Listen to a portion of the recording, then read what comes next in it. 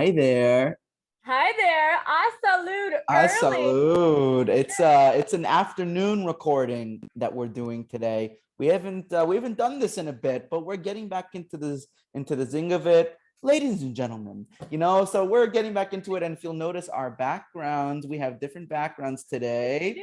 Check it out. And it is a very special episode that we have for you today. That's why we have those special backgrounds. We have with us in the Zoom studio today, Klara Zieglerova, who is on the original creative team of Jersey Boys, as well as a million other different shows that we will get to. She designed the sets. Look at that gate right there. Oh my God, look at those. Oh my God, come on. It doesn't get any better than that. Well, That as was for the best. you say, that was the best. Exactly. And we have so many news to share with you all too. So we are recording this finally about a week before we actually are scheduled to publish. I'm not sure if you all know, but this is our 42nd episode, officially our 42nd, that will be up in a timely manner. And this is one that we basically haven't recorded in a few months because we were banked for a long time. We were booked for about 6 months. We recorded almost every single week consecutively, and we just had so much saved. But now we're back and we're recording really quickly, so I'm excited about this. And we also have some merchandise that we are finally ready to sell, and Davina's gonna go grab it. We are selling seasonal, pun intended, candles that we have designed with Gian Di Costanzo. He is the founder of Stage Light Candle Company. He started it last year. As you all know, Gian was a swing in the Jersey Boys Norwegian Cruise Line, and he started this company last year, and he wanted to partner with us. So yeah, an equal partnership, as we would say. And it's called Fall Jacket. Now, here's the thing. We want you to share this with your friends. Everyone who loves fall or loves any kind of scent, of course, for a candle. It's perfect for the Jersey Boys super fan, casual fan, theater goer, or of course any lover of a cozy feeling. It smells amazing, and it smells of caramel, apple, tobacco, and leather. So it's perfect. An aromatic quartet, if you will. Exactly. And it definitely gives you that Nick Massey calmness that you tend to feel. And it's, of course, a story-based candle. And, of course, the Fall Jacket, if you are into the show, it honors the iconic but retired fall jackets in the original Broadway production. So you'll get the joke. If not, it's okay, too. It'll smell good. It'll smell good. Yeah, it's good. It's going to be good. It's on sale. Hopefully, well, by the time you watch this, they'll be on sale. Maybe they'll be sold out. Maybe we can make some more. And by the way, this is a new episode of Silhouette's JB podcast, the deepest dive into Jersey Boys you have ever taken, ever will take, have taken, are currently taking, whichever form of the verb you like to use. The sun and the moon, the stars, and everything. Rolled all into one. All right. So, Gio, why don't you start us off with our intro of our amazing guest today? I am honored to do this. I can't believe it. Plus, well, I'm just going to say now, she's a Tony Award nominee for set design. She must be an architect of sorts too. We'll find out. She's incredible. So Klara Zieglerova has been designing sets for almost all of her life and has designed some of the world's biggest and most beloved musicals and plays all around the world, including the musical that brings us all together every day, Jersey Boys, for which she was nominated for the Tony Award for Best Set Design. But before Jersey Boys, she was the associate set designer of the 1998 Roundabout Theatre Company. We love Roundabout. Broadway revival of 1776. Oh, I love 1776. And she was one of the assistant set designers, along with Dan Kuchar, with leading set designer Tony Walton of the 1999, Broadway revival of Annie Get Your Gun. Of course, we know Richard Hester was the stage manager for that show as well. And she was the leading set designer for the Broadway production of The Search for Signs of Intelligent Life in the Universe. And she is no stranger to some of the original legendary members of the Jersey Boys creative team. And she worked with director Des McAnuff on the FARNSWORTH invention written by Aaron Sorkin. Yay! I love it. We're seeing To Kill a Mockingbird with Jeff Daniels, my favorite actor, on Friday. Very exciting. And also, of course, the costume designer for Jersey Boys, Jess Goldstein, and sound designer Steve Kennedy on other shows as well. Exactly. So Klara also designed the sets for the national tour of FLASHDANCE the Musical, as well as the seminal classic Sister Act the Musical, along with the late great lighting designer Howell Blinkley, rest in peace. And as for Jersey Boys and Sister Act, she also designed the West End productions as well.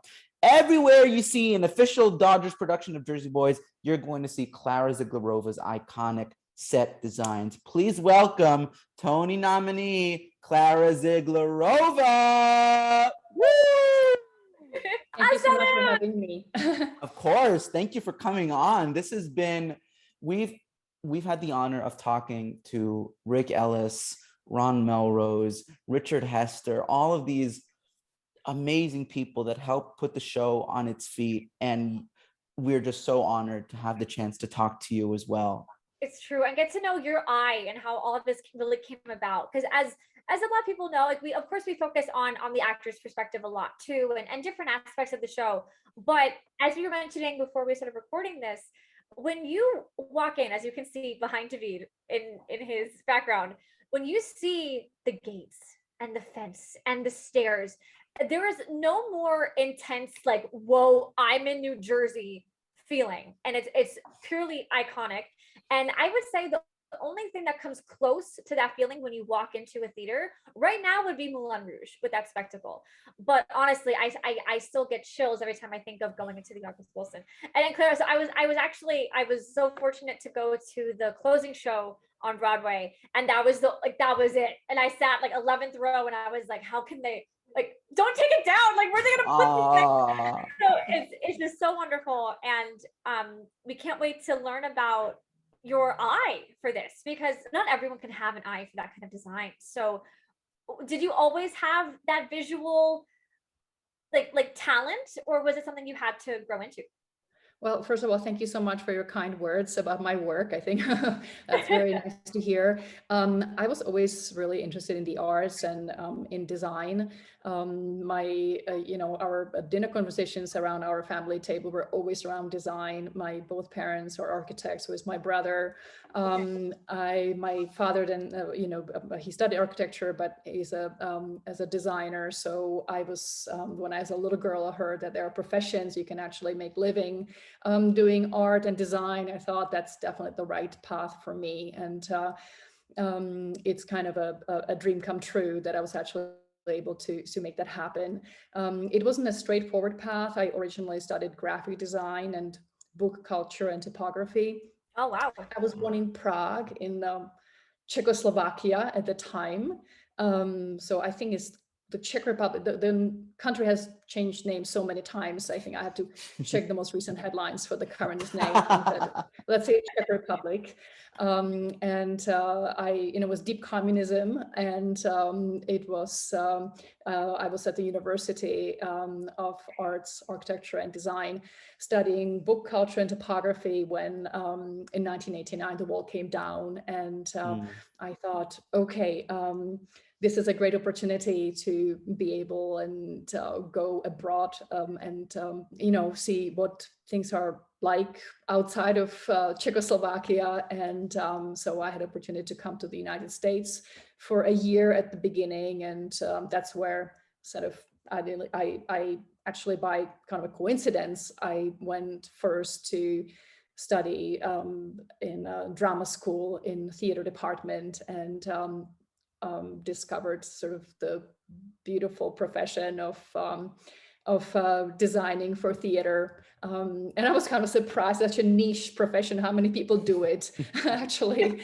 And that was kind of my journey to kind of discover theater. And of course, also the difference between classic design and theater design, which at the beginning I thought, oh, it's probably basically the same thing. It's about the right composition and the color and materials, but it's really, theater's really about storytelling, and everything springs out of storytelling. And that's what I fell in love with, is the storytelling, and the storytelling you can tell just visually, purely visually. And you said you love working with contemporary playwrights and composers and really building stuff from the ground up. You actually won a Carbonell Award, which is basically, for all of our listeners and viewers, Florida's or South Florida's Tony Awards.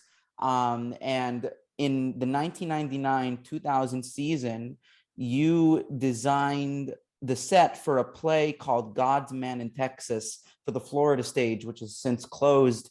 In 2011, I know they closed down, but I know you told us that was a really special experience for you. Can you tell us a little bit about that?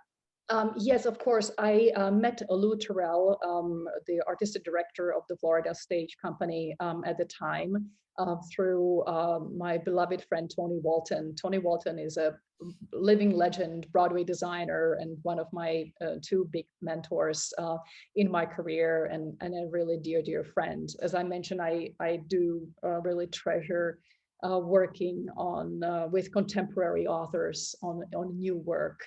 And so that theater obviously specialized in working with contemporary American writers. And I really enjoyed designing God's Man in Texas for Steve Rothman and other, other productions at the theater. Did you go to Yale? Yes, I did. I had different ideas. I really wanted to go to Las Vegas instead. But somehow at the end, I decided to, or I was fortunate enough, to be honest, to be accepted to the Yale Drama School program. Well, of course, And going to Vegas a little bit later. Look at that. There we go. I spoke to Josef Svoboda, who is the legendary sort of figure of the world set design, and he said, he was very complimentary of Ming Cho Lee, who was at the time the head of the design department at the Yale Drama School. And he thought, he's a fantastic professor and a great leader. And if you have a chance to study with him, please do go ahead and do that. And so I did. It was actually my third graduate school, so I really didn't need to do it, but I was really curious, and I thought, well, if I don't like it, I can just leave. I don't really need the degree. And the opposite was true. I had a fantastic experience and really enjoyed meeting all the faculty, but also some great classmates who are now the designers of the other Broadway shows. And so it was a great community, and I really loved my 3 years in New Haven at the end. Who were some of your colleagues and your classmates over there? Well, yes. So Scott Pask was a year below me. Walt Spangler. Oh my God. Me. Alec Hammett, now the film production designer, was in my year. Tom McCarthy, the now famous director, was in I think a year. So it's peppered with people who sort of really stick with a kind of a tough profession and take it to some glamorous heights. Yes, well, the stars in alignment in New Haven. Yeah. Destiny awaited you. Destiny awaited you. Well, and you were saying before about the niche. So on Silhouettes TV podcast, we are all about the niche, like niching everything down. And since you're from Czechoslovakia, is there a big European influence, do you think, on American design? Or do you find a way to kind of bring both of those together, especially since Des is a Shakespearean scholar? Like, did you ever bring any of that knowledge maybe from Yale into your Jersey Boys experience? Yeah, that is so interesting. I think there's a kind of a big, to be quite honest, when I started studying theater design at Yale, it was, for me, it was almost Shakespeare and Bertolt Brecht and kind of American musical seemed like, well, as a European, I wasn't so sure about that. And then I completely made 180 on that. And that was really, I think, after meeting Des McAnuff, who, is such an incredibly educated and smart person and a huge visionary. And there are sort of laws, even design laws or principles, I should say, that go into an American musical as a genre, which is as specific as any other. And so I really have a huge appreciation now what it takes to do a musical well. I would not know how to do it myself, but I love working under the guidance of the giants like Jerry Zaks or obviously Des McAnuff. Yeah. And those rules that you were talking about, those rules had to do with storytelling and how to and how to design everything and direct and with the music and everything based off of the story. Is that what you're saying? I think there are certain sort of principles you can adhere to as a designer um, for Broadway, for American musical, which is sort of a big reveal, or sort of the ending has to have a punch, and so forth. Well, so I always think of, once you said punch, I mean the walk like a man reprise when Tommy's coming down the staircase at backstage at Sullivan, where they take the, walk like a man, and then there's that huge there's that the camera click and he's like this, that's honestly, as far as act one finales go, yeah, you have your one day mores, you have your non-stops, whatever you want, but I'm telling, Walk Like a Man reprise, one of the best act one finales I've ever seen, and it's so simple. So let's talk a little bit about the early days of Jersey Boys and pre-La Jolla, going into La Jolla, and how it all kind of came together, because Ron Melrose told us that Des sent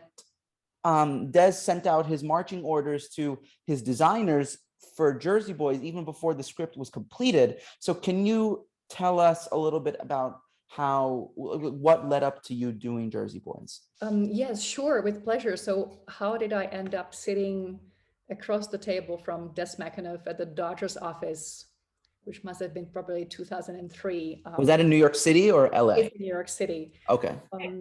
So it's a little bit like the domino effect, when one thing leads to another. So let me see, starting at the beginning, I think I mentioned before that one of the biggest mentors in my career was Tony Walton, the legendary Broadway designer. And I worked for him at a studio. As you know, I was associate designer on 1776, and I was an assistant designer on Annie Get Your Gun.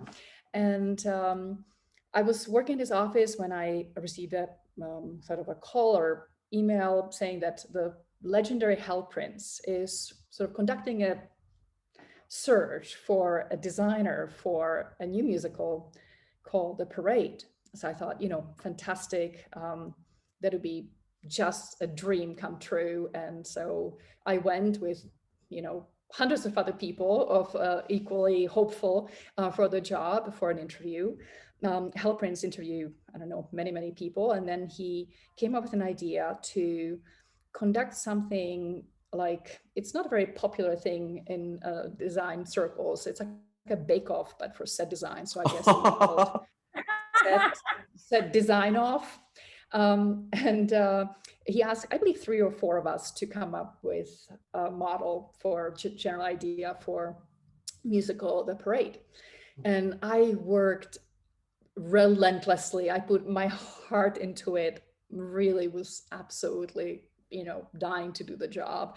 Tony Walton saw me doing it because I worked for him, but of course he, saw every night, throughout nights I was working on this model, and he very sweetly offered to exchange the jobs, and he would actually carry my model to meet with Hal Prince, which was just because, of course, they were longtime partners and friends and collaborators, and so it was just a wonderful experience.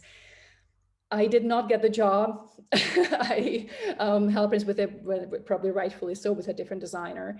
But during the process, the Hal Prince's associate director, Brad Rouse, really enjoyed meeting me and enjoyed the model that I created for Parade. And even though I didn't get that job, he offered me to design a show that he has. He was about to direct. It was a new play called Tatiana on the Fence at the Shepherdstown Contemporary American Theater Festival. As you know, again, new play, my passion. I said, absolutely. So things went very well until we realized that the set needs to be in rotation with another set for a play called A Coyote on a Fence, directed by Lou Jacob. So we contacted Lou Jacob, and he said, well, yeah, but no, because I don't want Klara. I mean, I don't know her. I have my own designer, and I want my own designer. And it took a lot of, I met with Lou Jacob, and we said, okay, well, I don't know about that, but sure, I don't know another way around it. Of course, like anything, sometimes the best relationships start with, you don't want to ever work together. Ever since Lou and I would be doing every show together. They were mostly off-Broadway plays and productions. And when he called me for, I don't know, the nth one, I said, Lou, fine, I have a day job. I have working very hard. We basically don't get paid. I mean, you get a few $100s and you probably spend it on buying props.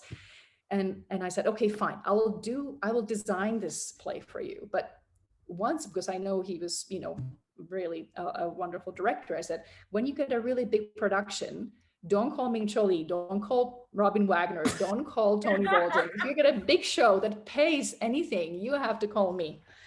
And he said, okay. All on a handshake from 40 years ago. And he did. Ah, very nice. I was very lucky. So the next big show that Lou Jacob directed was Saturday Night Fever at the Beatrice Theater in Utrecht, Holland. Oh, and nice. that was a show that was produced by Stage Entertainment, which was owned by the famous Jo van den Ende. And I had a blast designing the show. Really, incredible budget, incredible theater. Just, I was really able to do so much. I really could have dreamt anything up, and it was possible. It was, they made it happen. And so I felt like that was really kind of a showcase for my work. And luckily for me, Stage Entertainment was partnering with the Dodgers at the time. And I was in New York, and the Dodgers were in New York. And so I believe when they started to talk about a new musical, Jersey Boys, my name probably came down because I was just done successfully a show for Stage Entertainment in Holland. And I was called to meet with Des at the offices, and there I was. I sat down, and that's how the long story kind of wraps back to me sitting across the desk, across from Des McAnuff, at the Dodgers offices. Wow. So what did he say, or what were his initial ideas? Well, interestingly, he thought, why would you be the right person to design Jersey Boys, being somebody from Czechoslovakia? Okay. So, and then I thought, okay, if I don't have a really good answer, I'm not going to get this job. And I really, really wanted to work with him. Right. Because I'm really good at it. So, what I said, I think that in some way, if you, and I really believe that as a designer for basically any designer, but particularly for theater, you need to have a perspective, and you need to have sort of understand why certain place is special and how it makes it special.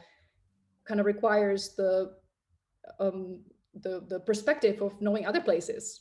Mm-hmm. Right. So I said, well, I have a unique perspective. Yes. Because when I go to New Jersey, I know exactly how it's different. I know what it is about it that is so different and specific. Keyword, to New Jersey, right? the essence of it, because I have comparison with so many other cultures and so many different places.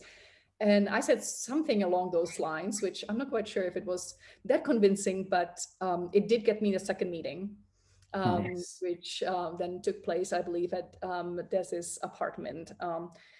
And at the second meeting, I met Marshall Brickman and Rick Ellis, and they're very kind, and I'm so grateful that they entrusted me with their incredible material.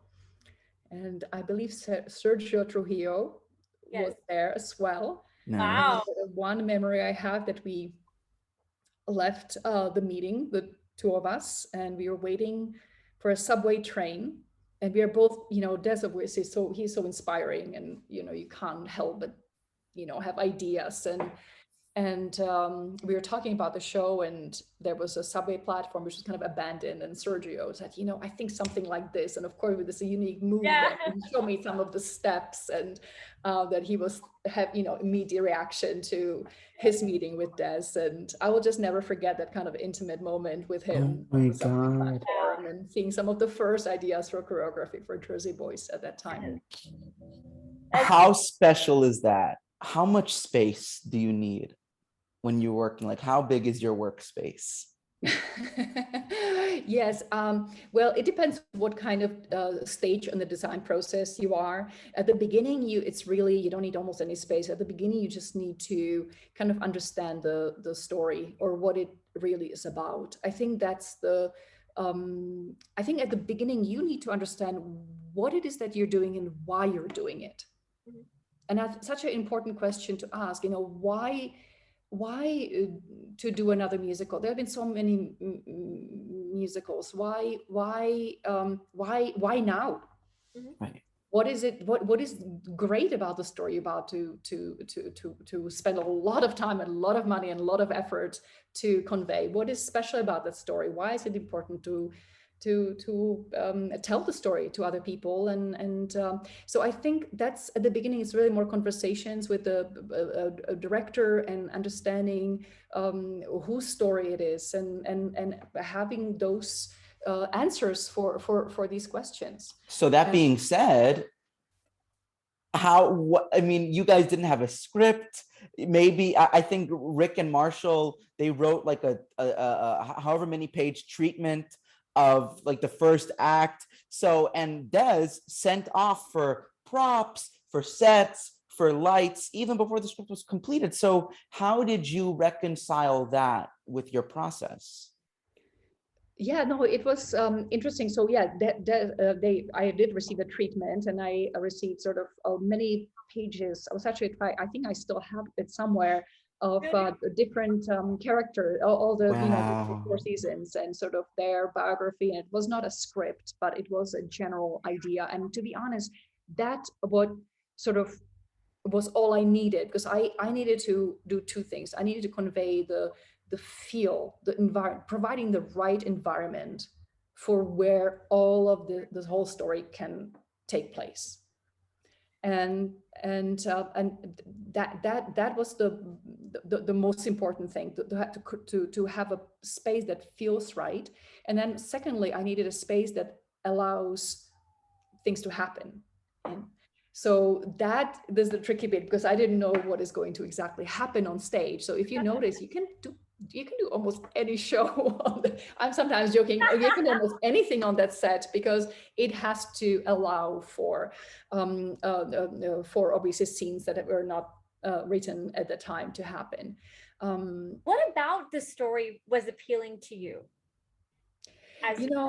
Yes, no, I obviously, it's maybe what was appealing to me was what's appealing to everybody else. I'm an incredible, I'm a big believer in not just luck, but creating your own luck, being in the right place at the right time, and kind of striving forward. And it was a little bit a story of my own life. So maybe that's why Jersey Boys is so successful, because everybody can kind of project, even if you're not the music business, you can project the kind of tenacity and the willingness to make something happen, and into your own lives.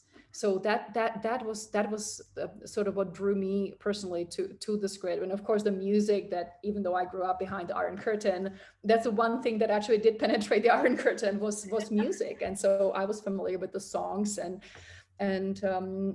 design wise, for me, I think the biggest task that I put on myself was to be able to tell the story in a very fluid way. I think there's 2 avenues to go down here for a second, because the set that you see, it looks impenetrable, but this music and these guys and this story inhabited it and penetrated it. And that's just something that we just made that connection right now. And that's so significant. And also what's so fascinating is when you go to any of the when Dodgers put up the production in Holland, or they put up the production in any other place where they didn't speak English, the script was translated, but the songs were never. Bob Gaudio and Frankie Valli said, never translate the songs because everyone knows our songs. And so yes, true. And in English, yes. If you don't mind, I would love to just kind of go piece by piece of the set you created behind the beat. So, well, the first thing that catches my eye is, of course, the fact that for me, just from my from my photography experience, you have that depth of field, of course. So you have the shorter and smaller frame behind, and then the larger at the front. The way I took it is that it's to symbolize like us actually like zooming into the lives of the four seasons. Was that the intention? Yes, I like that idea. I think for me as a designer, it's all about the scale. You have to be able to design, or I feel like my job as a designer is to be able to, for the audience to focus on a single actor in the middle of the stage singing a solo, or be able to frame a cast of 20 on that stage. So it's all about being able to frame and being able to concentrate or give weight to anybody from one actor to dozens of actors on stage. Of course, in a movie, when you shoot a film, the camera lens closes in for a close-up. In theater, you can't do that. You have an audience and you have the stage. The stage is always the same size. The actors are always the same size. So how do you, as a designer, create an environment where you're able to focus on a single person solo or monologue in the middle of the stage without them being dwarfed by what's around them? So the ability, as you say, to kind of focus, kind of zoom in and out is there just because you want to create the optimal sort of framework for the actor or actors to be sort of viewed in. So that's for me, I always feel that's a really big design challenge, how to provide how to focus even on a single person on stage. And the second sort of one of my biggest job, and that's something that occurred to me when I was at the very, very final dress rehearsal, or sorry, not dress rehearsal, just the rehearsal in the rehearsal hall in La Jolla. So we were in La Jolla Playhouse rehearsal stage where, the props are all stand-ins, the furniture, they're all stand-ins, and the stage management just moves things around. And it was an absolute knockout of a final rehearsal. And it was so seamless. And I thought my only job is for the scenery never to get in the way of anything. It has to really flow. It has to instantly change from one scene to another. If you ever wait for anything, it's going to kill the show. So thankfully, Des is a master of scene changes. And oh my God, amazing. The expertise that he has to be able to change from one scene to another, and not obviously not just bringing furniture from different places, but the way he uses the set to create a sense of distance and depth and layers and all that, to basically have this whole story unravel in front of you on actually really quite a small stage. So that's really a masterful achievement on his part, and I really try just to not be in the way and allow for an environment to really seamlessly move from one scene to another. So Adam Koch, who designed the set for the Arkansas Repertory Theater production of Sister Act, said that was exactly his intention as well. Now, did you focus that intention into Sister Act as well? Was that kind of your okay, so this worked for Jersey Boys and this is going to work? So was that kind of your intention for Sister Act as well? Yes, absolutely. It has to be. I think when I design a musical with multiple scenes, which by the way I always end up doing, it's almost the way the set moves and goes from one to that's where you start, and then the sort of spectacular scenic pieces, or can kind of work around the basic principle of how the set changes from one scene to another. So Sister Act was very different because I think it was a show that really called for a really huge spectacle in terms of the convent and the church and all that. It's a very, very different feel to Jersey Boys, but in some way very actually it is sometimes underappreciated by, or it could be not easily not noticed how much actually happens in Jersey Boys, because it's actually, the set is quite simple or looks simple, but it's a really, really delicate puzzle. Yes. So when we were talking about moving the set on a tour, moving it to the different theaters all over the, not only the country, but all over the world, sometimes we want to, obviously every theater has different parameters, and we want to squeeze something by 6 inches and say, oh, it's not possible because then this chair doesn't go through, or this chair goes through, but the actor can't get by. And so it's a really, really complex puzzle that we have to kind of reconfigure anytime. Each time, right. Well, and last piece of the puzzle. There we go. So it's what I think one of the coolest changes, one of the coolest modifications for me was on the UK tour in 2014, when they had a double spiral staircase, one on the right and one on the left. So do you remember what the reasoning was behind that specifically? Yes, it was a lack of space, basically, Okay. because there's a dependency. There are a lot of dependencies. So if we have the diagonal staircase coming in, if it encroaches too much on the central space, then you can't get pieces or even actors going up stage, down stage. So we have to stay within certain parameter, within certain width.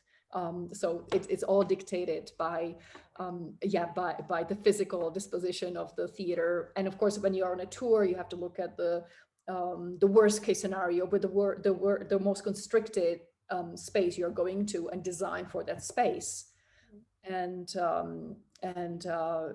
of course, you have a very limited hours of load in, and it's very, very technical, which is something I do enjoy. But it's all, it's a big puzzle, and so you have all these different incarnations of the show, but the story kind of carries through, hopefully, in the same way.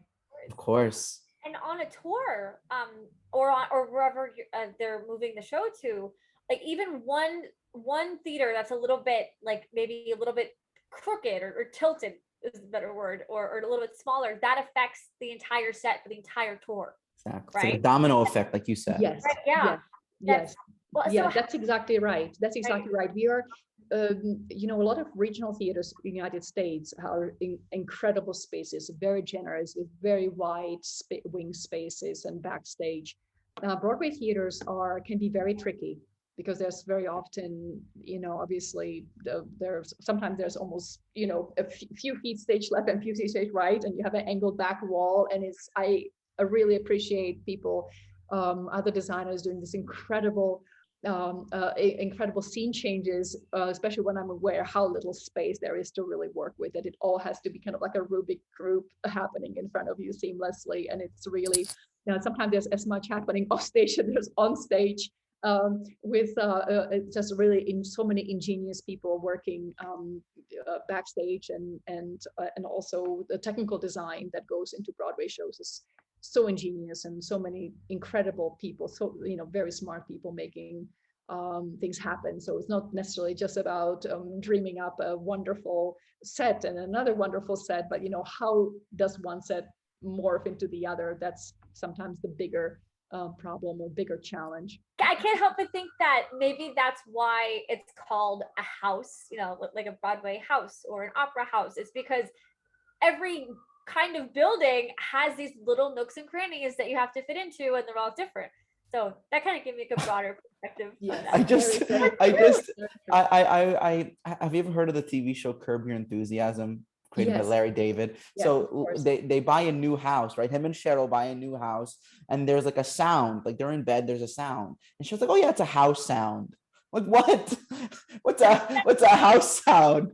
So all these walls are cracking beneath you. Oh my God. I want to know how you feel about the way the set design of the American musical is going these days, of, with, majorly relying on projections. Now, of course, Michael Clark, who designed the projections for Jersey Boys, I mean, you guys had those big, I'm talking about on Broadway, those big 3 screens. And I'm totally not knocking the use of projections in sets these days, because I mean, for me, the set of Dear Evan Hansen, what David Corrins did with that set, and putting all the letters on the floor, and the way what he did with that was just genius. But there are a lot of people who are like, "Oh, I haven't been to a musical on Broadway with a real set in years," and when you go to a play, the plays are the ones that have those beautiful sets, the houses, the living rooms. Yes, I'm always, anytime I go see things, I'm always impressed with how much people can achieve, and inspired by, this incredible design that is happening in the US, and also on Broadway and on a West End as well. I think to the LEDs, it's LEDs is a tool. Like every other tool, and you can use it well and or not well. So of course there's a lot to do with producing or putting on a Broadway show is extremely expensive. So sometimes it's painting a beautiful backstage drop is compared to purchasing a big LED screen. And if you have LED screen, you can have 100 drops for the same price. And if you have one, then so sometimes just gets down to economics. But I think that if technology, and I love technology, I mean, big part of what I do is geometry and technical of the theater is I'm fascinated by what people are able to do, and I'm really appreciative of technology. I really embrace technology, and my personal kind of viewpoint is that if it's used as a tool, then it can be the best thing, and give you exactly what you need. So you were talking about the comic strip that we were looking with Des into research, and of course pop art was a big part of the era we were working with, and so we thought we would like to incorporate it in some way. So Des had the brilliant sort of idea to kind of use the comic strip and having these screens fly in, and to kind of juxtapose also the kind of the metal rusty kind of world with this pop art colors, and just gives you this kind of extra layer. Of course, it tells you where you are. It also introduces, we were very conscious about the color palette that changes from spring to summer to fall to winter to all the end. So that I at the beginning, there were projections in La Jolla, and it was extremely tricky to figure out the angles, and how that kind of whole thing is put together just technically. So then the technology, LED screens, has actually not been around that long, and it improves by the minute. And so we were able to work with the technology, and I think that kind of actually simplified our life by having the same effect. But the idea was there. It did the same thing. It did what we needed it to do. It was just a different technology or newer technology to achieve basically the same thing. When you were at La Jolla, was it projected onto a cyclorama? It was the same. Actually, it was this exactly. It was a front project projection screen. Yeah, it was just a great front projection screen. Gotcha. And yeah. Oh, go ahead. No, you go. No, so well, because I kind of want to talk about the catwalk now, the bridge. Well, first of all, what do you call it? Do you call it a catwalk or a bridge? I call it a bridge. Okay, because I think for years I called it a catwalk because like that was the phrase that I knew. You know, like I mean, obviously I knew the phrase bridge, I knew the word bridge, but I never would have thought to call that a bridge because it just didn't seem. But as we started doing this podcast, the word bridge started coming up more and more, and it started taking on a whole new meaning for us because there are specific moments where, I mean, people are walking into death going across the bridge. Yeah. You know, like it's the bridge between life and death. It's the bridge between good and bad. It's the bridge between jail and freedom. It's the bridge between New Jersey and Manhattan. Oh my God. Oh my God. That one we did not think of. Oh my God. I love that you thought of all the incredible meanings and they're all true. And then there's the most prosaic one.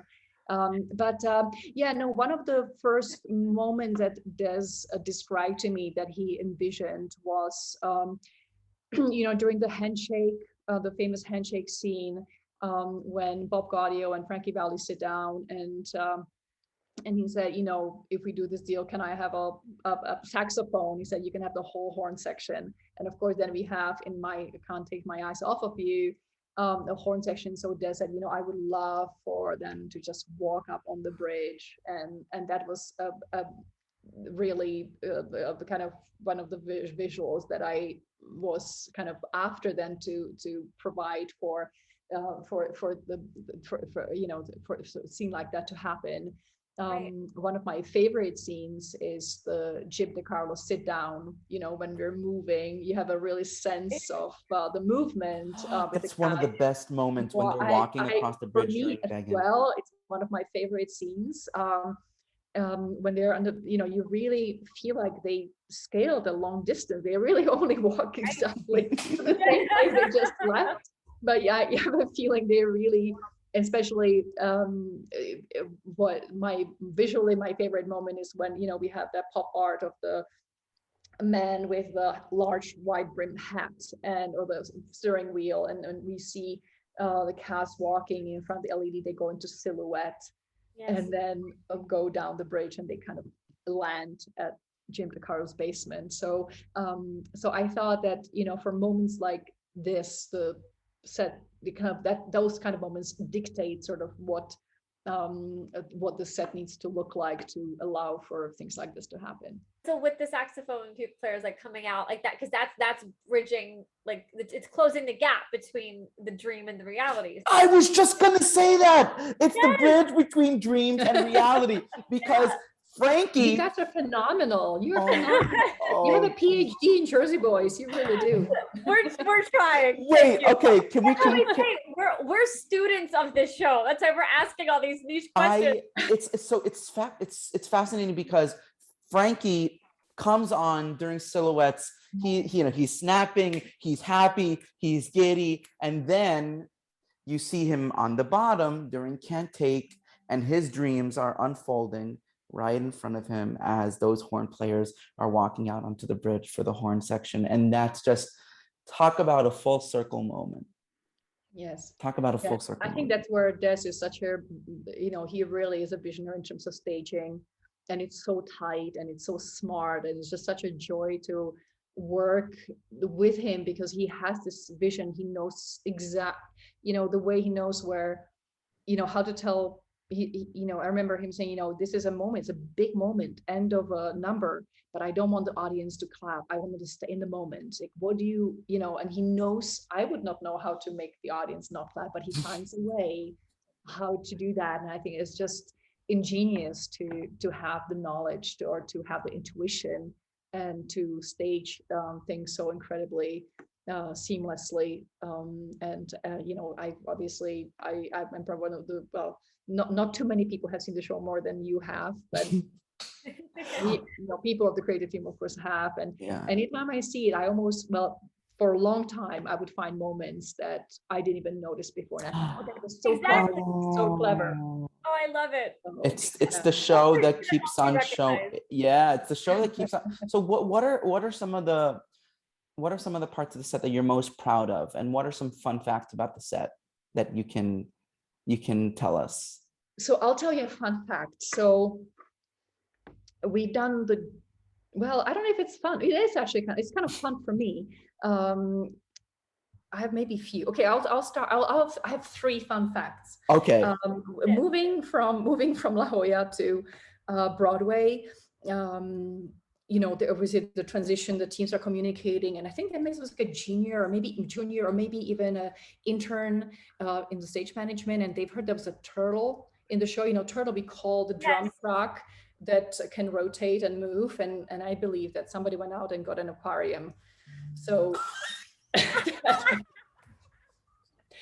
then he realized the turtle will never not only not fit into aquarium, but doesn't actually require it.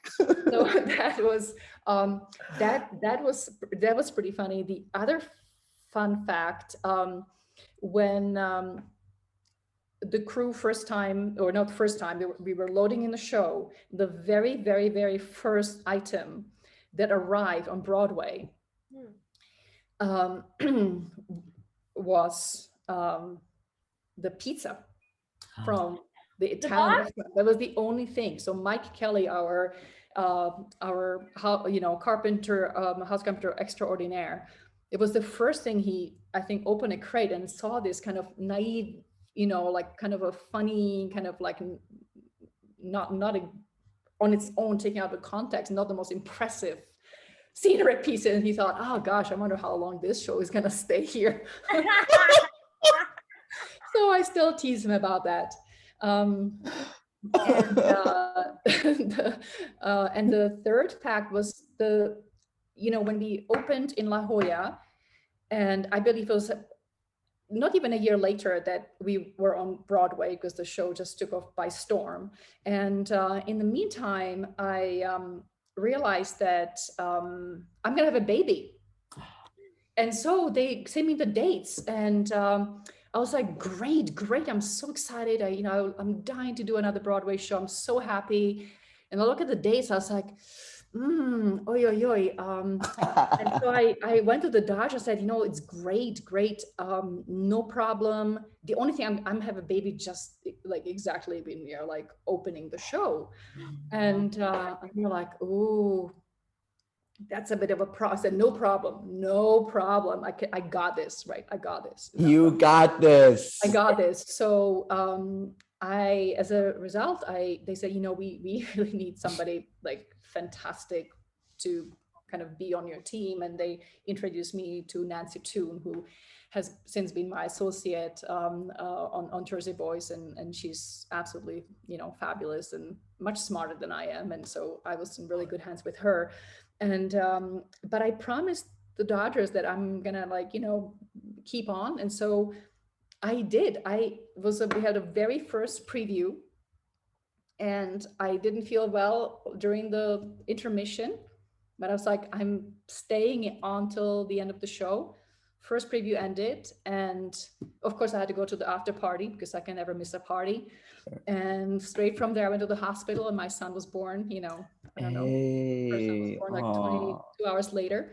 But so I'll never forget. I always know how long we've been on Broadway, because it's 16 years, and today is Wednesday, and 6 days was first preview of Jersey Boys. Yeah, on it's Broadway. true. So it's true. I was very proud that I kept my word, and I was there until the very, very first preview. So Beautiful. that was the third fun fact. Well, happy birthday to you and your son. Yes, beautiful. What a beautiful story.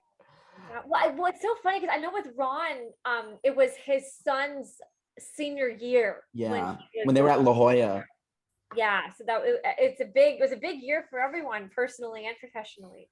Yeah, it's incredible. No, when you date something for so long, you can really kind of your personal story gets so tight with your work story. Because when you work on a show, you are like a family. You're, against another Jersey Boys quote. You know, you really get to know, you spend so much time together and so much time out of town, a part of your own family. So you become this Jersey Boys family. And I think that you just have all these, you know, you tie your own life with your professional life, and you can, well, it's definitely good for the data points. I haven't built myself, my own hands, a single part of the set. So I, you know, work with the shops and I'm so dependent on how the craftsmanship of the people in the shop, the people who build the set, the people who paint the set, the people who do the props, the people who, you know, do the welding, you know, so I am, so that's also for me and for continuity of my work to work with people who I know, oh, you know, this shop has incredible welder, or this shop has wonderful painters. So Jersey Boys has been built by Show Motion. Show Motion. Menching, who runs Show Motion, and that kind of collaboration and trust. We are talking a little bit about, you know, building different versions of Jersey Boys. So for me to kind of walk in the shop and work with the craftsmen, with the artists who have who know exactly, you know, how to make new metal look rusty and old, and who realize how certain paints react to light, either absorb the light or reflect the light, how shiny or not shiny the dig needs to be. So that kind of shorthand, sometimes it's also you know, invaluable. And I'm always so in awe of the work of these artists who are able to sort of build a set on not only, you know, help design how we talk about the turtle, something that comes up and goes forward and moves and curves. Technically it's incredibly complex and it can't fail. Yes, you see it today. You know, people pay a lot of money to go see a Broadway show. You don't want the show to come to a grinding halt. You have to, you know, and so the knowledge of these people is really awe-inspiring. And same goes. So I know when one of my first walkthroughs of the set, when it was on the floor in Show Motion, up in Milford in Connecticut, I was walking with Bill mentioning the who ran, you know, the owner, and we were looking at the trusses, and I thought, oh yeah, no, it's great, but I said, you know, it looks a little bit too thin, like it's so thin. And he said, you're right, I think it should be thicker, and we'll make it thicker. And I said, what? Because, you know, now this is Broadway. Anytime you add something or change something, it's double the money, you know. And, you know, he said, no, I totally agree. We'll just, don't worry about it. That's what we're going to change that. And we did. And, you know, it looks like it has the weight that it should have. And of course, as you know, the trusses are a big part of show. So I am, you know, I'm always give not, if not all the credit, then lots of credit, or most credit to people who actually end up building and painting and decorating and the sets, or my you know, my design. Did you ever get down with them in the the shops, or when they were loading it to like help build or help paint or help anything? I do tend to do that. That's why I have only very few clothes that don't have some paint splashes. It's like, you know, now I can afford a few more pairs of pants, but I used to shoes, forget it. I always get splatter. So I do have a tendency to of course to get involved sometimes, to not a great success, but but it's a really pleasure to work with sort of experience and you know, scenic artists. It's incredible, you know, something that doesn't look like anything from 2 feet away looks completely realistic from the first row and on. So the work that they can do it's really incredible. what were some of the conversations that you had with Howell at the beginning of this process? Yeah, so we talked a lot about you know, so he knew that I'm going to use the chain link, and chain link is an interesting material because you can front light it, you can obviously go right through it, you can skim it, and kind of the sort of the layering of the show, and you can see how to use it so brilliantly to kind of create this set of the sense of depth, and also the focus. We talked a lot about color of the floor. That's really, and the sheen of the floor. That's really vital that was really vital for Howell, because obviously we have a follow spot and around bounces, so you have to kind of work with that. So we did endless samples of, and we do till today. Anytime we do a new production, we test the floor because it just kind of make it or break it. Because it's so, and of course also the floor ages, so you know, sometimes when we finish the floor, we have to really make sure that the floor is finished to the same level of sheen as before, because it really affects the staging. So those were some of our initial conversations. I think, you know, Howell was really interested in uplighting, so he asked for, you know, light troughs under every, you know, you can see actually even in the image behind you, light troughs built into the deck. Yes. Up, to create that, so create the kind of the you know, to use the chain link and light. And right downstage, there's that those, they're not sewer grates, but like fences on the floor that have those lights as well.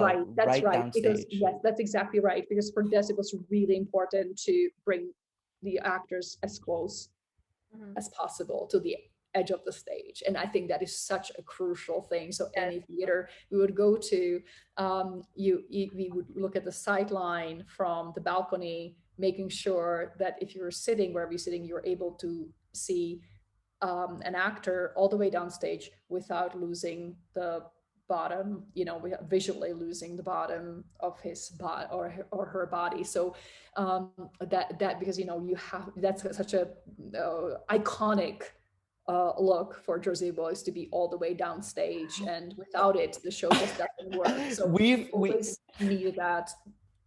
We've sat in the oh sorry, go ahead.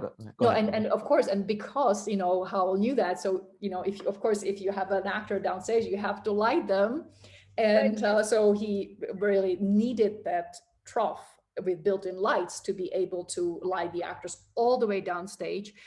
Curiously, then, when we have the trap very, very downstage, you know, for the for actually multiple moments, we have it for the hospital bench, we have it for microphones, we have the opening, and so there's only a very kind of a narrow edge of the stage where the actors, you know, have to step onto, because and what's really helpful is actually the actual trough, because they can feel the little bit of a different texture underneath their feet. So they know if they're standing on the trough, they're safe and clear of the trap door. We've sat front row at New World Stages, and when Frankie gets on his knees and slides at the beginning of Marianne, it's almost like he's gonna fall onto our laps. Exactly. Pure safety. See, so it's functionality to the upteenth level too. And well, I have to ask, the street lamp and the Four Seasons sign, why is it on stage left as opposed to anywhere else? So that's the simple reason for the Four Seasons sign, because we have, you know, obviously there's this whole thing built into the Four Seasons sign that it's the our sons, the Fourth Season, which is the sign, and the sign, there's a whole word on the play on words. So we the way it's written, that a repairman comes and he's repairing the sign, and then it flickers on. So, you know, we needed to do a stage left, so we have the ramp that angles at the point to be able to kind of connect the repairman with the sign. that needs to flicker on and reveal the Four Seasons, that they kind of realize that's a fantastic name, or a great, obviously a fitting name for them. And the street lamp stage right, it's kind of where it has to be, just because, again, because of the angle of the bridge, so dictates, for me at least, that was never a question. That has to be where it was, and ultimately that's what it distills visually, the show. Yeah, it's still there. A street lamp, and yeah. Can you tell us about Richard Hester told us a little bit about how the bridge kept moving upstage and then downstage before you guys opened on Broadway. Can you tell us a little bit about like why those conversations needed to happen and what the actual conflict was? Yes, I think it was always, just because we have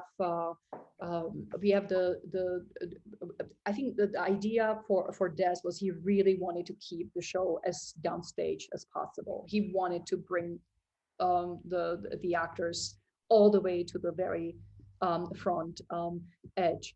And then we just kind of calculate, how much space we need upstage of that to make all happen, because we have a lot of scenes, we have a lot of furniture for all the different clubs and so forth, and had to happen we have a piano coming in, Baby Grand from stage left. So it was all about kind of real estate and how to keep and for the bridge as well, because we knew we have a lot from the beginning. Des wanted to stage some of the scenes on either the angled arm of the bridge or on the bridge, and of course if the bridge becomes too upstage, then you can't stage a scene there. It would be just not I think the feeling that you have, that's exactly what Des was going after. Yeah. Just having it really imminent, feel like you are there, being really connected to the show.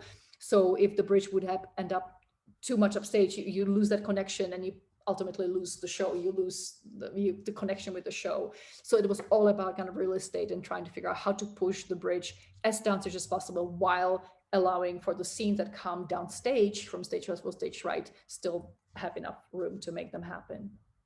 Gotcha. You got 4 different versions. right. I mean, and the other interesting thing, you can basically distill the show into the microphones. Mm-hmm. So if you see, these microphones are telling this Jersey Boys story. Exactly. If you just follow 4 into 3 into 2 into 1.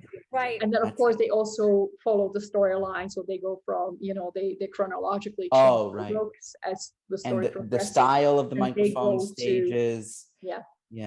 So that's kind of the story of Jersey Boys really being told through, if you just look at the props as well, through microphones only.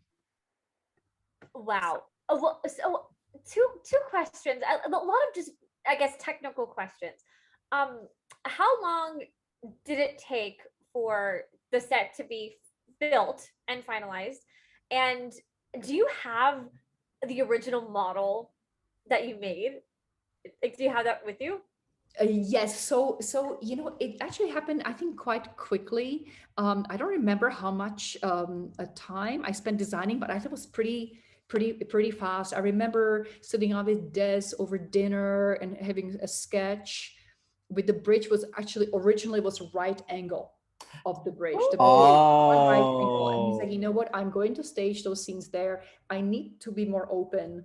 And we introduced the diagonal, and that's where also then we thought the comic strip sort of rectangle was need to kind of follow the same and the same kind of line of thought. And then I don't remember how long it took them to build the set, but I think it was probably just the normal regional theater. I imagine 6, 7, 8 weeks to build the actual set. And then we used a majority of the set to bring it to Broadway, although the theater on Broadway was actually smaller than the La Jolla Playhouse, so we had to make some adjustments. Oh, wow. Was it? That's actually very often the case, that La Jolla Playhouse was such a beautiful, sort of expansive stage that we had to make some adjustments to make it happen. But actually the set of Broadway is a modified set that we used in La Jolla originally. And so actually the very first time we built a set in, like, really with all this glamour, was the West End. um, uh, and maybe I should say the Rolls Royce of the Jersey Boys set is probably in Vegas, the first That's show in what every Las Vegas, because they built a I love theater. it. So they actually really built a theater around the set. So we said, oh, we need a trap here. This is the optimal width, and so on. So that was really the very, very first set. I mean, of course, we were in the Prince Edward Theatre in London, so it was a massive, massive theater. But the set that we built for Vegas was kind of the everything that we dreamt of was able to happen there. Wow.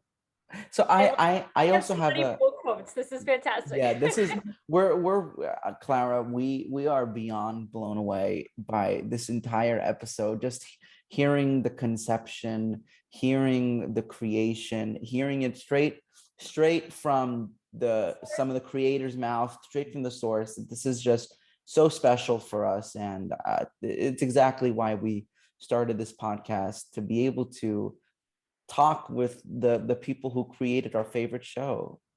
Yes. And this is just so special. I have another technical question. When you started taking it on tour, well, so you can tell us if it was the same, if you did the same thing in Vegas as you did in New York, same thing in Vegas and in the West End as you did in New York, because this is a completely specific moment. So in Oh What a Night, when Bob, goes to do the deed with the Ghost of Christmas Present on Broadway, they go downstairs. Everywhere else, well, I never saw, they go up. So did you guys, when you were designing London and Vegas, did he go down as well, or did he go up? You know what? This is where my memory is so bad. I believe that he went. I believe they went up, but I really would have to go check. I am not sure. I know at one point we changed it from going down to going up. I was myself kind of happy for the change for me, because they kind of disappear. You have the benches, the red benches, Right. and it was a little bit, that trick when people like go downstairs behind the sofa. And I once I thought of it, I could never put it out of my head. So we kind of made a nice entrance going up. And then, of course, then re-entrance, after the deed of Bob Gaudio seemed to. And it's the same, that bridge between boyhood and adulthood. So going up onto the bridge. Come on. Oh, thank you. I know. Well, what I was thinking was much dirtier. Right. Like, going downstairs, like you're going downstairs, and then upstairs, like this is very far, very inappropriate. But like, because it's like it's the straight stairs and not the spiral. Not what you will. But right on. I think you also asked me about the model. I think we send the model of Jersey Boys of the set to La Jolla. And I believe it's somewhere in La Jolla. In La Jolla? Nice. It's interesting. I am one of the curators at an event called the Prague Quadrennial, which is an event that takes place every 4 years and exhibits sort of the best of scenography that the world has seen in the previous 4 years. And my role is a curator for an exhibition called Fragments. I've done the first version of Fragments in 2019, and another edition is happening 2023. And Amazing. The focus of the exhibition is to exhibit models, scale models of productions. How do you feel about the cultural impact that you've made on the world, that theaters are looking to you for inspiration for a show that has been seen by millions of people and that are now going to be able to see in like different parts of the country and different parts of the world that maybe didn't get Jersey Boys? Wow. Well, I would love to think that there was an impact obviously it's incredible feeling. And I'm just so proud to have been part of this show. And it's a show that became such a phenomena. And for me, always interesting thing is that it's hard to predict what really is going to tick. And it just kind of happened. And I think the story that we were trying to say was clear, and I think it shows. And there's so many layers to the story. And I tried to create layers in the set, and Hal created many layers with his lighting. And I think that's somehow that I think it touches people at the core. And I think the story is simple and inspiring, and I'm happy that the show gets to be seen by so many people. And This is Well, I think this is a perfect place to wrap up. Thank you, Klara Zieglerova, for coming on. This has been another episode of Silhouettes JB Podcast.